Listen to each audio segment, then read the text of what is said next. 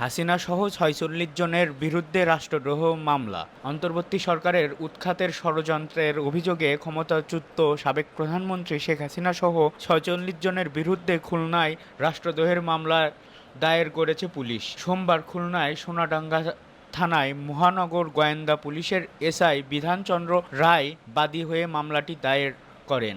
খুলনার সোনাডাঙ্গা মডেল থানার পুলিশ ভারপ্রাপ্ত কর্মকর্তা ওসি মোহাম্মদ শফিকুল ইসলাম ঢাকা পোস্টকে এ তথ্য নিশ্চিত করেছেন।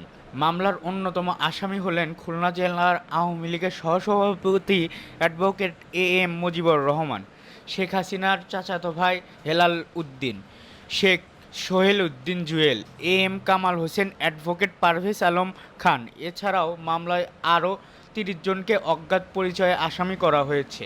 মামলার এজাহারে উল্লেখ করা হয়েছে, গত ২২শে এপ্রিল খুলনা মহানগরীর ময়লাপতা থেকে সন্দেহজনকভাবে আটক করা হয় আওয়ামী লীগ নেতা এম মুজিবুর রহমানকে। তার কাছ থেকে জব্দ করা মোবাইল থেকে জানা যায়, হোয়াটসঅ্যাপ, টেলিগ্রাম, জুম অ্যাপসের মাধ্যমে তেরখোদা উপজেলা আওয়ামী লীগ, বঙ্গবন্ধু বাংলাদেশ, বিজয় ৭১, জয় বাংলা, আমার প্রাণ গ্রুপের মাধ্যমে সরকারের উৎখাতের ষড়যন্ত্র করা হয়েছে। কেএমপি থেকে জেলা প্রশাসকের মাধ্যমে রাষ্ট্রদ্রোহের মামলা অনুমতি চাওয়া হয় স্বরাষ্ট্র মন্ত্রণালয়। ৪ আগস্টের রাষ্ট্রদ্রোহের মামলার বিরুদ্ধে কেএমপি সোমবার এই ঘটনায় সোনাডাঙ্গা থানায় ৬ জনের নাম উল্লেখ করে ৪৬ জনের বিরুদ্ধে রাষ্ট্রদ্রোহের মামলা দায়ের করা হয়।